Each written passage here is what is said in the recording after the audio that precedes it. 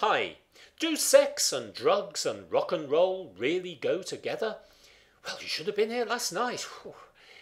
Now, sex and drugs and rock and roll have been targets of moral panics. There's always something for the concerned citizen to be concerned about. There's always something to serve as a distraction. Once upon a time, it was witchcraft and devil worship, though not, of course, the churches. In the 1980s, it was obscene videos, but not obscene greed. Today it's gangster rap, but not gangster politics. It's violent computer games, but not real wars. So what's the communist attitude towards sex? Well, we want to seize the means of reproduction. I like to seize mine on a regular basis. But to be serious, I do like to think that over the years I've done a lot of good work for the women's movement. Quite a few of my girlfriends have become lesbian separatists. I think of it as coincidence. But to be more serious, a lot of people really screw themselves up and really wind themselves up, puzzling over possible definitions of normality and perversion. But I don't think there's any such thing. I think there's simply a sliding scale between majority tastes and activities and minority tastes and activities. And where anything or anyone is on that scale is going to vary according to different times, different periods, different cultures. If you want to decide if a sexual activity is wrong, why apply different rules than you would to any other form of activity? That's sheer moralism. Ask yourself, if you want to decide if it's wrong, ask yourself, is it oppressive? Is it exploitative? So never have sex with a capitalist. Ask yourself if both parties or all parties are giving their full consent. Ask yourself if they're in positions to give meaningful consent. Obviously, for example, I'm against forced marriages. If people want to get married, fine. If people don't want to get married, fine. If people want to be monogamous or not be monogamous, why should that worry anyone who isn't directly involved? Now, there are a lot of problems clearly associated with what's called the sex industry.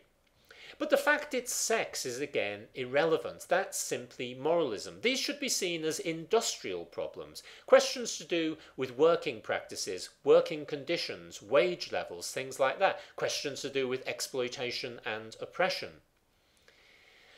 If a disease arises like HIV/AIDS, it should be dealt with on a medical basis, not a moral basis. I want to get the government out of the bedroom and preferably into jail. The hypocrisies of the ruling class are far too obvious and far too numerous for me to run through here and now. But there's an interesting tension at the moment between anti-sex moralism and the obsessive use of sex by the free market. Sex is used to advertise just about anything except sex. The internet's a bit of a different area though.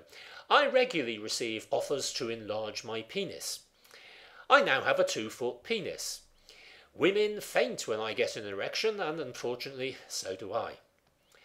The church traditionally has thought about sex rather a lot, actually, rather surprisingly a lot. And the church likes to think of sex as dirty and disgusting, and that's exactly how I like to think of it too. Evangelists tend to favour the missionary position. Get on top and whack 'em with a Bible.